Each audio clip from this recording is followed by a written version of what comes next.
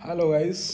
आज हम स्टार्ट कर रहे हैं एक बहुत ही इम्पोर्टेंट टॉपिक जो कि आरपीएससी आईएन के लिए सेकंड पेपर के लिए बहुत इम्पोर्टेंट टॉपिक है, जिसका नाम है सोशल एस्पेक्ट ऑफ इंजीनियरिंग। ये आरपीएससी का बेसिकली कन्वेंशनल एग्जाम में सेकंड पेपर में पूछा जाता है। तो इसका एक तो पढ़ने का मटेरियल अवेलेबल नहीं है मार्केट में, तो इसी को हमको प्रोवाइड करवा रहे हैं आपको लेक्चर द्वारा या सीरीज द्वारा। तो फिफ्थ टॉपिक है इसमें technology for rural areas. Rural areas में कौन कौन सी टेक्नोलॉजी को इन्वेंशन किया जाएगा ताकि लोगों की वहाँ पे इकोनॉमिक कंडीशन बढ़े, लिविंग स्टैंडर्ड उनका बढ़े। तो इस टॉपिक में पहले की बात की जाए तो rural India's faces preserve technology डिप्लिक, मतलब ग्रामीण इंडिया के ग्रामीण परिवेश में टेक्नोलॉजी से बहुत डिफिकल्ट है अभी। There are serious shortage of, यहाँ बिल्कुल शॉर्टेज है पावर की एंड वाटर की एंड हेल्थ फैसिलिटीज़ की एंड रोड ईटीसी की। These problem are known and recognise. ठीक है गाइस, ये वाली डेफिनेशन आपको टेक्नोलॉजी इन रूरल एरियाज में लिखनी है। अब सेकंड इसमें आएगा कि effect of technology on agriculture पे एंड रूरल लाइफ है, क्या क्या इफेक्ट पड़ेगा लाइफ। ठीक है, हम जानते हैं कि एग्रीकल्चर इंडिया की 51 पॉपुलेशन डिपेंडेंट है एग्रीकल्चर पे। एक इंडिया कृषि प्रधान देश है। कृषि प्रधान देश की बात की जाए इंडिया की तो 51% पॉपुलेशन क्या है, खेती पे डिपेंडेंट है, एग्रीकल्चर पे। तो हम यहाँ बोल सकते हैं the backbone of the rural economy की इज एग्रीकल्चर। रूरल इकोनॉमी की बैकबोन है agriculture, which also provide sustain, वो जो प्रोवाइड करती है एक सस्टेन, सतत रूप में। सस्टेन को हिंदी में बोलेंगे सतत। To over half of country population, आधी देश की आधी जनसंख्या इस पर सतत रूप से डिपेंडेंट है। सेकंड पॉइंट की बात की जाए, science and teachers have play important roles in increasing yield of crop लिखेंगे यहाँ पे।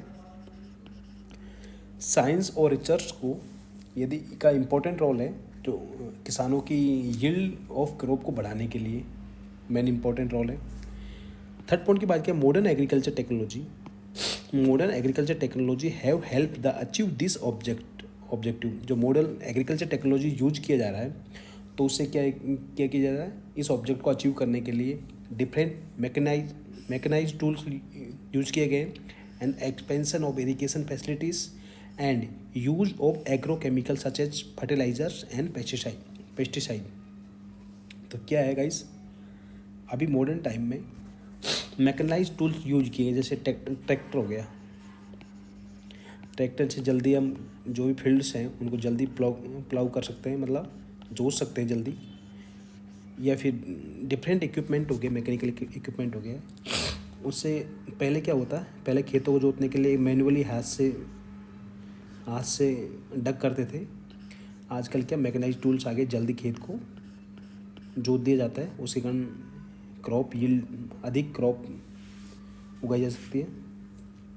And expansion of irrigation facilities, और इरिगेशन की क्या होता है कि आपके पास में कैनाल तो जा रही है, पानी इधर से इधर फ्लो हो रहा है, बट साइड में जो खेत हैं कैनाल तो नीचे से जाएगी क्योंकि इसका ग्राउंड लेवल नीचे रखना पड़ेगा कंपेयर टू सरफेस लेवल से।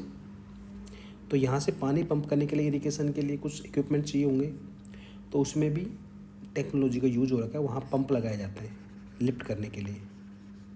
ठीक है, तो irrigation facilities and use of agrochemical. अब एग्रोकेमिकल का क्या इंपॉर्टेंट है ये देखिए। अब क्या होता है एग्रोकेमिकल, जहाँ आपने कोई खेत में खेती को ये बो दिया, अब बोने के बाद में क्या होता है कि इसमें कुछ मॉस्किटो हो गया या फिर कीट पतंगे लग जाते हैं इसमें, उनको मारने के लिए, क्रॉप में बचाने के लिए कुछ केमिकल्स यूज किए जाते हैं, उसको बोलते हैं एग्रोकेमिकल्स। अब यदि हमारी जो खेती बोई हुई है इसमें इसके पेड़ में अच्छी उर्वरकता नहीं है ज़मीन में, और पेड़ बढ़ नहीं रहे, अच्छी उर्वरकता नहीं, क्या नाम है, अच्छा यील्ड नहीं दे रहे, तो इसमें हम क्या करेंगे, सॉइल की फर्टिलिटी बनाने के लिए फर्टिलाइजर्स यूज करेंगे। ठीक है, ठीक है गाइस, समझ आ गया। तो यहाँ भी क्या है, टेक्नोलॉजी का इंपॉर्टेंट रोल है। यदि फोर्थ पॉइंट की बात की जाए, inclusive agriculture, rural growth and structure transforming the agriculture high productivity. मतलब एग्रीकल्चर में हम रूरल एरियाज में जो स्ट्रक्चरल ट्रांसफॉर्म कर रहे हैं ना, उससे एग्रीकल्चर की हाई प्रोडक्टिविटी पैदा होगी। And manufacturing and other economic sector have can accelerated, और अदर इकोनॉमिक फैक्टर में हम एक्सेलरेट कर सकते हैं। As technology change transform individual, technology क्या कर सकती है, सबको चेंज कर सकती है। ठीक है, एक्सेलरेट कर सकते हैं इकोनॉमिक सेक्टर को। Lives and enables developing countries to progress at faster speed. ठीक है, अब 6 पॉइंट की बात की जाए, आपको पॉइंट वाइज लिखना है इस एग्जाम में। तो 6 है, power is the key recruitment and requirement in rural areas for agriculture as well as non agriculture and domestic usages. जैसे जो पावर है, बिजली है, क्या इसको बोलेंगे, लाइट बोलेंगे, इसकी रिक्वायरमेंट पड़ेगी रूरल एरियाज फॉर एग्रीकल्चर के लिए पड़ेगी एंड नॉन एग्रीकल्चर के लिए भी पड़ती है, जैसे डोमेस्टिक घर के लिए यूज हो गया। तो पावर का भी मोस्ट इंपॉर्टेंट रोल है। तो पावर में क्या करें हम, टेक्नोलॉजी यूज करते हैं। पावर किससे बनाते हैं, टेक्नोलॉजी द्वारा बनाते हैं। तो टेक्नोलॉजी का पावर में भी इनडायरेक्टली इम्पोर्टेंट रोल है। थर्ड बात की जाए, रेन फेड एरियाज़, जैसे कोई भी एरियाज़ है वहाँ बहुत ज़्यादा बारिश हो गई। अब बारिश हो गई तो वहाँ पे क्या होता है, एक ऐसा पॉइंट आता है, ये वाला पॉइंट ऐसा आता है जिसमें क्या होता है गाइस, ये वाला पॉइंट होता है, कुछ डेप्रिसिएशन गड्ढे होते हैं। अब गड्ढे होने के लिए हम कैसे, जो इंजीनियर्स होते हैं वाटर साइड डिपार्टमेंट के, वो गड्ढों को कैसे पता लगाते हैं। तो गाइस वहाँ क्या करते हैं, जियो टैगिंग से क्या करते हैं, वहाँ कंटूर लाइन बनाते हैं। अब कंटूर लाइन बनाते हैं तो बाहर होगी 100 वैल्यू हो गई, अंदर 90 हो गई, और ये 80 हो गई, ये 70 हो गई। तो ये किसको डिनोटेट करेगा, यहाँ पे क्या है, गड्ढा है। ठीक है, तो यहाँ क्या करेंगे, एक राइट लोकेशन को चूज करता है वाटर को। Harvesting of structure can be greatly facilitated by the satellite remote censoring. तो यहाँ का क्या करते हैं, जो ये कंट्रोल लाइन बनाते हैं, जो किससे बनाते हैं, सैटेलाइट रिमोट सेंसरिंग से बनाते हैं। ठीक है गाइस, तो इसका में भी टेक्नोलॉजी का इंपॉर्टेंट रोल है फॉर वाटर हार्वेस्टिंग स्ट्रक्चर बनाने के लिए। ठीक है गाइस, ये पॉइंट क्लियर होगा आपका। एंड नेक्स्ट पॉइंट की बात की जाए तो गवर्नमेंट ऑफ इंडिया ने 2016 में डिफरेंट स्कीमें चलाई गई हैं राजस्थान में या फिर इंडिया में। ठीक है, और राजस्थान में कौन कौन सी स्कीमें चलाई गई हैं 2016 में, तो एक पॉलिसी आई थी, नेशनल पॉलिसी, उसमें क्या क्या बोला गया है कि 2022 तक इंडिया के जो फार्मर्स हैं ना, उनकी इकोनॉमी क्या कि डबल कर दी जाएगी। ठीक है इस, तो ये पॉलिसी आई थी, तो इसमें भी क्या न्यू टेक्नोलॉजी इन्वेंशन करेंगे हर एक क्षेत्र में, ताकि एक टेक्नोलॉजी ड्रोन हो गया, ड्रोन यूज करेंगे। ड्रोन से क्या करते हैं कि खेती में बहुत टाइम लगता है दवा छिड़कने के लिए, दवा डालने के लिए, तो ड्रोन से क्या करेंगे, एक पर्टिकुलर कम समय में पर्टिकुलर एरिया को दवा को स्प्रे करने के लिए यूज़ कर सकते हैं। उसमें भी टेक्नोलॉजी का मोर इम्पोर्टेंट रोल होगा। ठीक है, अब नेक्स्ट है इसका टारगेट होगा द पॉवर्स रिडक्शन, मतलब गरीबी को घटाना, and food security and climate changes. Climate changes भी कोई अपन आजकल क्या करते हैं, अपन जैसे अपन खेत है, इसमें खेत में अपन क्या करें, फर्टिलाइज़र बहुत ज़्यादा, इसमें ज़रूरत तो नहीं है, बट इसमें हम क्या हमारी क्या आदत हो गई, इसमें यूरिया डालते हैं हम, यूरिया हो गई या फिर DAP हो गया। यदि इसको रिक्वायरमेंट नहीं है तो हम क्या करते हैं कि CSIR के द्वारा एक स्कीम चलाई गई है, उसको मिट्टी की जांच करने भेजते हैं। अब मिट्टी की जांच करने के बाद में एक सॉइल हेल्थ कार्ड बनाया था अभी, सॉइल हेल्थ कार्ड, जो गंगानगर के सूरतगढ़ से स्टार्ट किया गया था प्रधानमंत्री श्री नरेंद्र मोदी द्वारा। तो क्या होता है कि हमारी जो ज़मीन होती है उसको रिक्वायरमेंट नहीं होती है बिल्कुल भी, इसकी क्या नाम है, फर्टिलाइजर यूरिया वगैरह की, तो हम उसमें डाल देते हैं। अब ये क्या होता है, बारिश होती है, बारिश होने के कारण क्या होता है, ये फर्टिलाइजर कैसे में चल जाता है, रिवर में चल जाते हैं ये ऊपर से बह के, और रिवर में जाने के कारण रिवर में बहुत जीव होते हैं, जैसे मछलियाँ हो गई।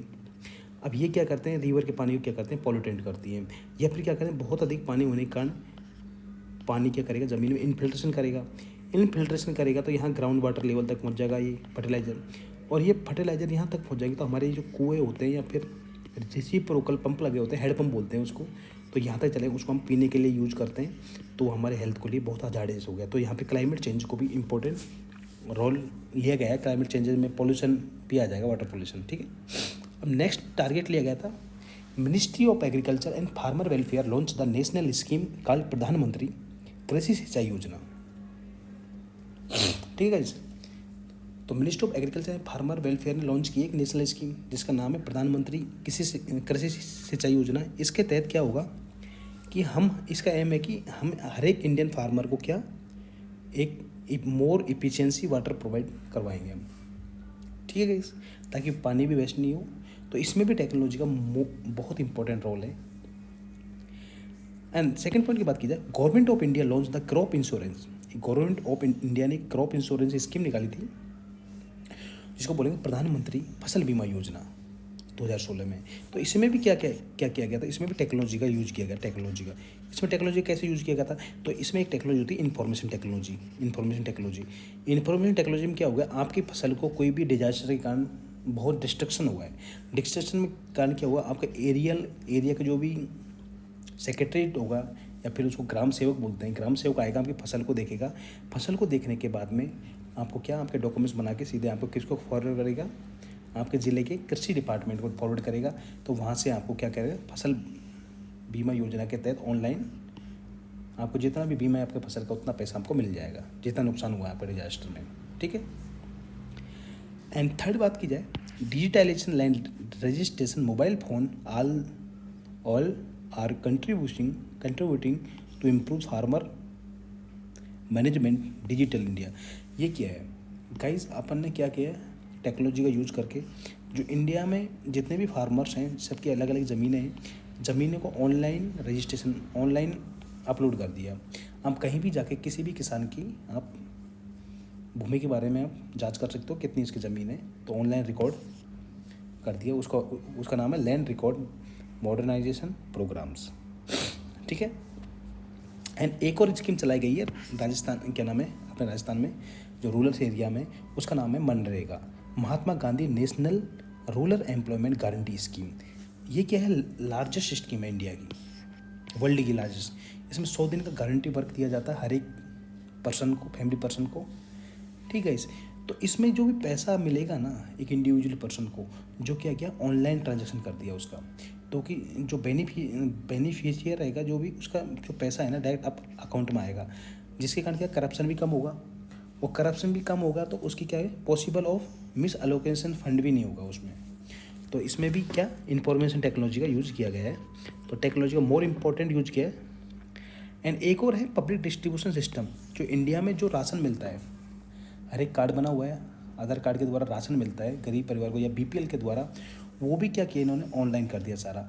अब क्या होता है इसमें पीडीएस में, इंडिया में कोई भी मजदूर है, ये बिहार से जाएगा गुजरात कमाने के लिए जाएगा, अब वो क्या करेगा, अब जब बिहार से गुजरात जाएगा तो उसको ये नहीं कि वो बिहार में राशन लेना पड़ेगा, वो क्या करेगा गुजरात में भी क्या इलेक्ट्रॉनिक्स पॉइंट जगह जगह खोले गए हैं, वो अपना राशन गुजरात में भी ले सकता है। तो हर एक इंडिया में क्या क्या फोकस किया गया है, पीडीएस को हर एक जगह इलेक्ट्रॉनिक्स पॉइंट बनाए गए हैं, sale device to FTS to track sale and food grain and card holder on real time, ठीक है। कहीं भी ले सकता है इंडिया में अपना राशन, ठीक है गाइस, यहाँ तक आपको समझ आ गया होगा। एक नेक्स्ट टॉपिक आता है इस टॉपिक में रूरल इकोनॉमिक में, एक आता है डेजर्टिफिकेशन। डेजर्टिफिकेशन क्या होता है, दो वर्ड से बना है, डेजर्ट प्लस फिकेशन। डेजर्ट क्या होता है, डेजर्ट होता है जो अनवांटेड लैंड पड़ी होती है, उसमें कुछ नहीं होता, या फिर उसको बोलेंगे बैरन लैंड, बैरन लैंड, या फिर उसको बोलेंगे बंजर भूमि।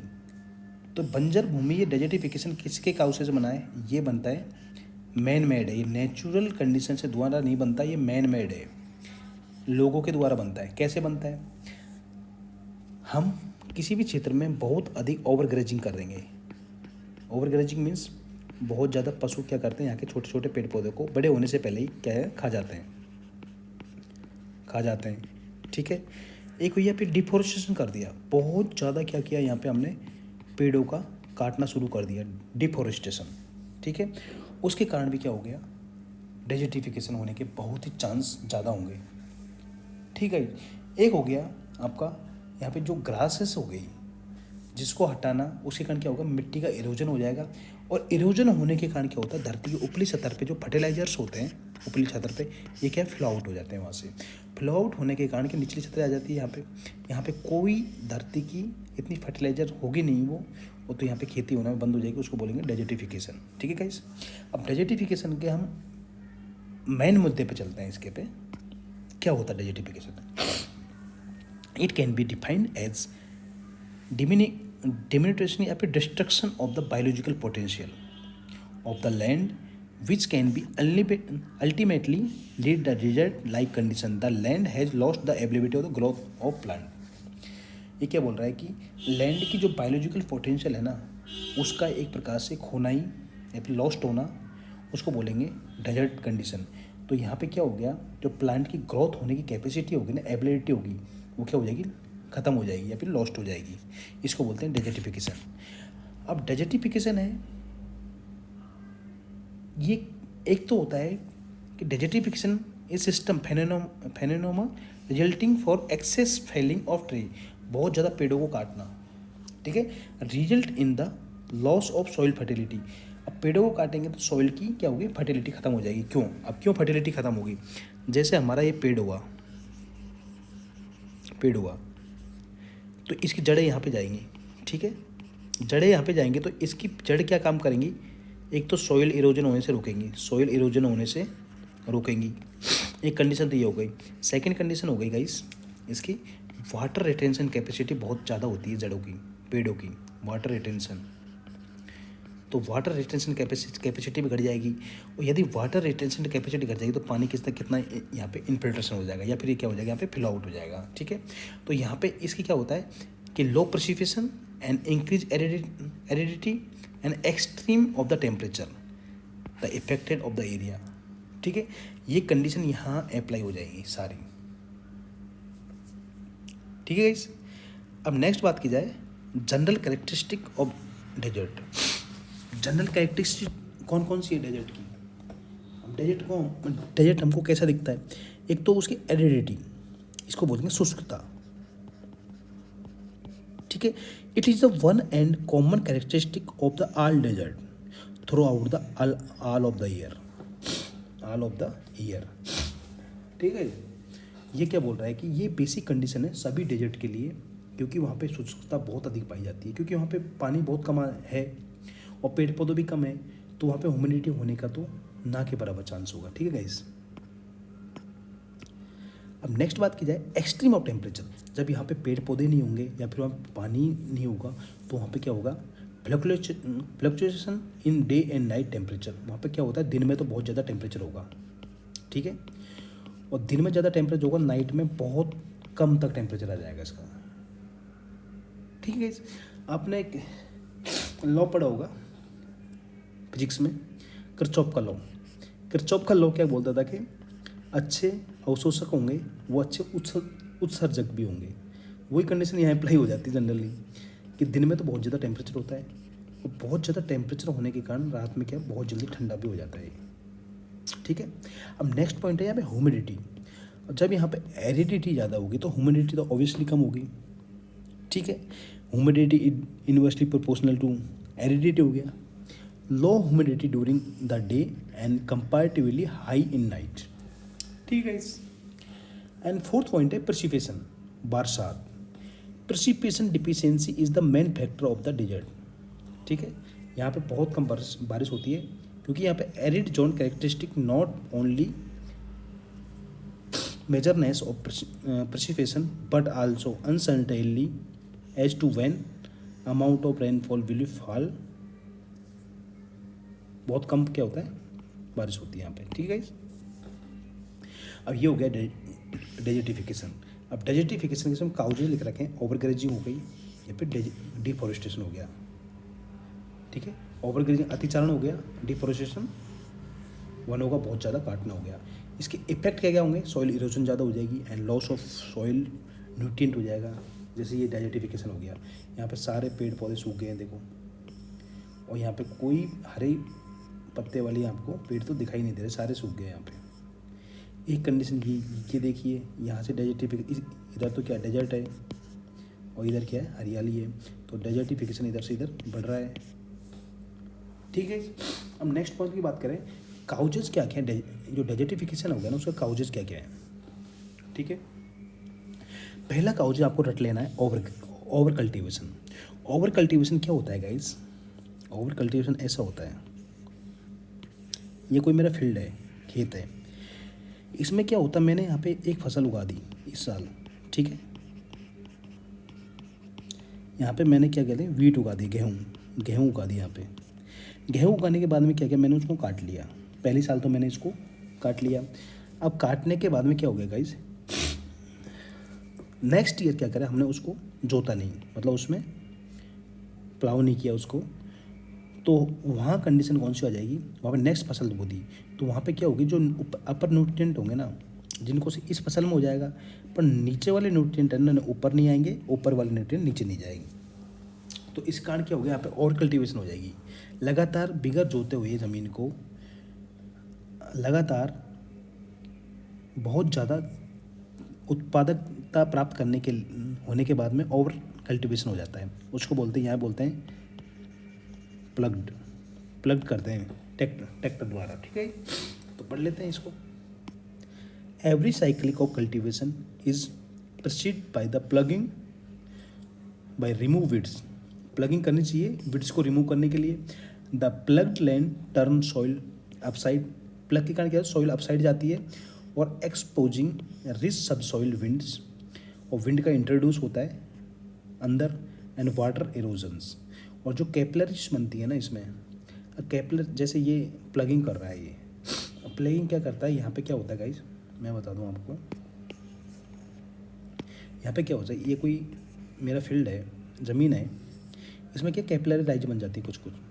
कैपिलरी लाइज क्या करती है, कैपिलरी ये जो साल्ट होता है ना, इसको सतह पे ले जाते हैं।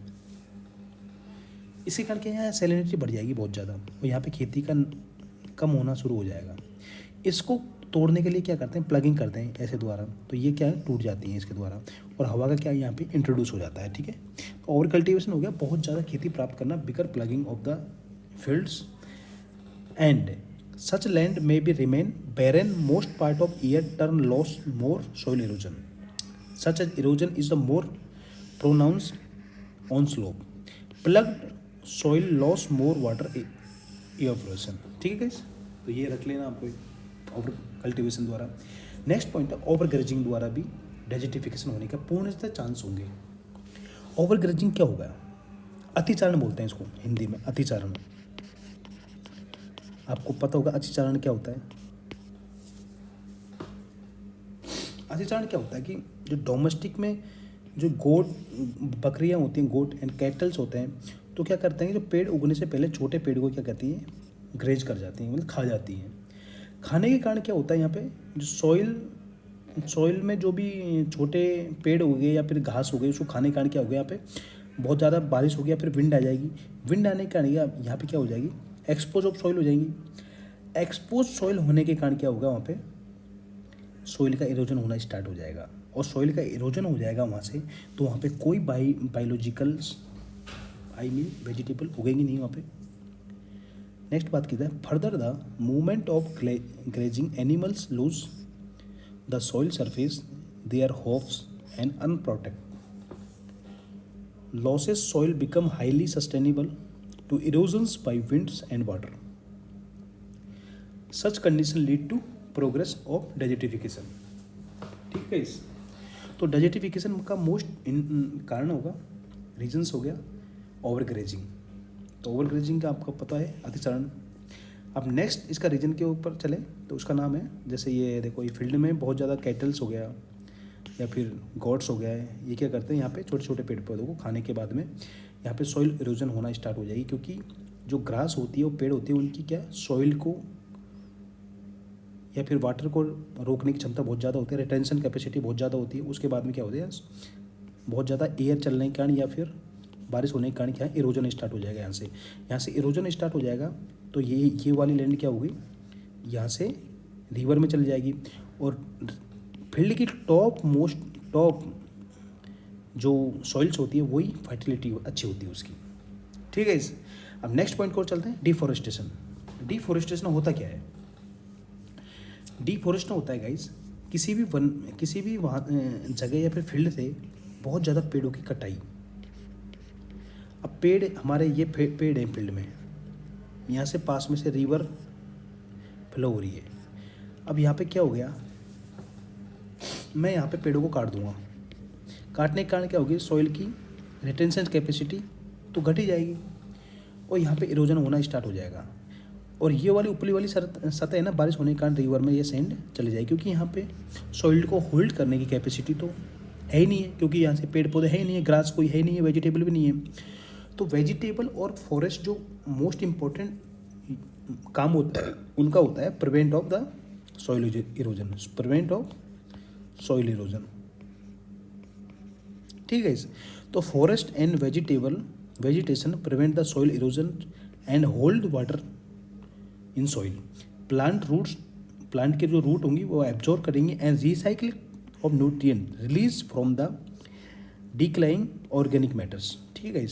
Forest are often cleared to agriculture, timber, construction, woods. जो फॉरेस्ट को हम यूज करते हैं बेसिकली, जो फॉरेस्ट की टिम्बर्स होती है उसको कंस्ट्रक्शन में यूज कर लेंगे, या फिर फायरवुड में यूज कर लेंगे, या फिर रॉ मटेरियल में ऑफ द पेपर में यूज कर लेंगे। जो इनडिस्क्रिमिनेंसी है ये कटिंग की पेड़ों की, तो ये क्या करते हैं, ड्रॉट, सूखा ला देती है वहाँ पे, ड्रॉट ला देती है कि सॉइल इरोजन हो जाएगा, deterioration of the soil fertility हो जाएगा and resulting of the stunted plant growth हो जाएगा। All this lead barren land कर देगा वहाँ पे, बंजर बोलते हैं बैरन को, बंजर वो कर देगा, तो उसको बोल देंगे डेजर्टिफिकेशन। ठीक है गाइस, ये देखिए यहाँ से बहुत ज़्यादा पेड़ पौधे को काटने के कारण यहाँ डेजर्टिफिकेशन होने की पूर्ण संभावना होगी, क्योंकि यहाँ पे सॉइल की रिटेंशन कैपेसिटी एंड इरोजन होने की पूर्ण संभावना होगी, क्योंकि सॉइल की रिटेंशन कैपेसिटी कम हो जाएगी और वाटर की रिटेंशन कैपेसिटी कम हो जाएगी। तो यहाँ पे इरोजन, बारिश होने का इरोजन, सॉइल का इरोजन होना स्टार्ट हो जाएगा और यहाँ डेजर्टिफिकेशन होने का पूर्णतः चांस होगा यहाँ पे। नेक्स्ट है इसमें point, excess mining. Excess mining क्या होता है गाइस, जब किसी भी स्थान पे हम बहुत ज़्यादा माइनिंग कर देंगे तो हम ऊपर वाले क्षेत्र को, तो हमको ऐसे कोई ये फील्ड है, ये पेड़ पौधे हैं, अब यहाँ पे हमारे कुछ माइनिंग में यहाँ पे कोयला है, कोल्स है, या फिर कोई भी स्टोन्स लगा लो, कोस्टली स्टोन, संगमरमर, तो ऊपर वाले पेड़ को हमको क्या करना पड़ेगा, काटना पड़ेगा, तभी तो हम नीचे जाएंगे। ठीक है। तो माइनिंग के कारण क्या होता है कि ऊपर वाली छत पे जो भी वेजिटेबल्स होती हैं, ग्रास होती हैं या फिर ट्रीज होते हैं, उनको हटाना पड़ेगा। हटाने के कारण क्या होगा, यहाँ पे सॉइल इरोजन होने का पूर्णतः चांस होगा और यहाँ की सॉइल की जो फर्टिलिटीज हैं एंड सॉइल की रिटेंशन कैपेसिटी है वो भी यहाँ पे गायब हो जाएंगी, बिल्कुल खत्म हो जाएगी, क्योंकि ऊपरी छत को हम हटाना पड़ेगा वहाँ से और नीचे वाले कॉल पर। तो ये इसमें देखते हैं, excess mining in the arid and semi arid region for extraction of the minerals coal, limestone, resulting in loss of tree green cover, leading the total destruction of condition conductive to vegetation growing. जैसे ये है क्षेत्र, देखिए यहाँ पे आपको कहीं पेड़ दिख रहा है, कहीं नहीं दिख रहा, क्योंकि ऊपरी सतह पे तो आपने गायब कर दिया बिल्कुल, क्योंकि नीचे जो आपको कोल या फिर जो भी स्टोन्स है या फिर लाइम स्टोन है वो निकालना पड़ेगा, तो आपको ऊपरली छत, तो यहाँ पे देखिए बिल्कुल पहाड़ पे एक पेड़ नहीं दिख रहा है यहाँ पे। ठीक है। अब एक कंडीशन है इसमें, डेजर्टिफिकेशन को कंट्रोल कैसे करते हैं। ठीक है। कंट्रोल करने के क्या कर रहे हैं, मेन रीजन इसमें कंट्रोल करने के, तो गाइस कंट्रोल में क्या कर देंगे, एफॉरेस्टेशन कर देंगे, बहुत ज़्यादा पेड़ पौधे लगा देंगे and planting protect the vegetation cover, बहुत ज़्यादा वेजिटेटिव कवर कर देंगे एरिया को। ठीक है। एंड क्रॉप रोटेशन करेंगे, मिक्स क्रॉपिंग करेंगे, ताकि सॉइल की फर्टिलिटी को इम्प्रूव किया जा सके। ठीक है। नेक्स्ट है shifting of sand can be control by mulching technology use करेंगे। मल्चिंग आपको पता होगा मल्चिंग क्या होती है। एंड फोर्थ पॉइंट है, salinity of soil can be check, soil की सैलिनिटी को चेक करेंगे एंड इम्प्रूव ऑफ ड्रेनेज को इम्प्रूव करेंगे। जैसे कोई क्षेत्र है, ये वाला फील्ड है, यहाँ बहुत ज़्यादा पानी भरता है, या पानी भरने के कारण क्या होता है, इसे कैपिलरी बन जाती है, कैपिलरी बनने के कारण क्या हो जाता है, यहाँ पे सतह पे बहुत ज़्यादा साल्ट आ जाता है। अब साल्ट को प्रॉपर ढंग से चेक किया जाना चाहिए, ताकि क्या हो, saline of water recovered by the leaching with more water, particularly where water table ground table not be very high. तो यहाँ पे चेक करने की बोल रहा है कि यहाँ पे चेक करना चाहिए कि ग्राउंड वाटर टेबल हाई तो नहीं है। इसी कारण क्या होगा, सॉइल में सैलिनिटी बहुत हो जाएगी। अब सैलिनिटी आने के कारण क्या होता है, यहाँ पे हम क्या यूज करेंगे, यहाँ पे मल्चिंग यूज, क्या नाम, सॉरी, लीचिंग प्रोसेस यूज करेंगे। लीचिंग प्रोसेस यूज करने के लिए क्या क्या क्या यूज करते हैं, लाइमस्टोन। लाइमस्टोन बहुत ज़्यादा यूज करेंगे, उसी कारण यहाँ की फर्टिलिटी मेंटेन हो जाएगी। ठीक है। एक है integration lands and water management protects of soil erosion and salinization and other forms of degradation. ठीक है। Integration land and water management of protects of soil, एक वाटर मैनेजमेंट होना चाहिए, protect of soil erosions and salinization. ठीक है। अब next topic आएगा Thar digit. इसमें थार डिजिट को वैसे मैं कल के लेक्चर में करवाऊंगा अच्छे से, क्योंकि लास्ट टॉपिक है इसका। थार डिजिट प्लस एक और है sand dune. Sand dune stabilisation बोलेंगे इसको। सैंड ड्यून के बारे में कल बताऊंगा मैं, तो थार डिजिट के बारे में कल बताऊंगा। तो आपको वीडियो कैसा लगा? हम एक सीरीज चला रहे हैं, इसमें सारे सोशल एस्पेक्ट ऑफ इंजीनियरिंग के टॉपिक करवाएंगे आपको अच्छे से, और पीडीएफ भी उपलब्ध करवाएंगे। तो आपको क्या होता है, एग्जाम में मैंने पिछली बार दिया था आरपीएससी मेंस, तो पॉइंट वाइज पूछता है वो, पॉइंट टू पॉइंट। तो आपको ये पॉइंट लिखना है। मेरे 76 नंबर आए थे, 76 प्लस नंबर आए थे मेरे। तो आपको पॉइंट टू पॉइंट लिखना है, क्योंकि आपको इसे थोड़ी ज़्यादा नहीं लिखनी है, पॉइंट टू पॉइंट बना के लिखना है। उससे क्या होता है, एग्जामिनर में बहुत ज़्यादा इम्पेक्ट पड़ता है। ठीक है गाइस, तो thank you for watching this video. Channel को लाइक एंड सब्सक्राइब करें। Thank you for watching.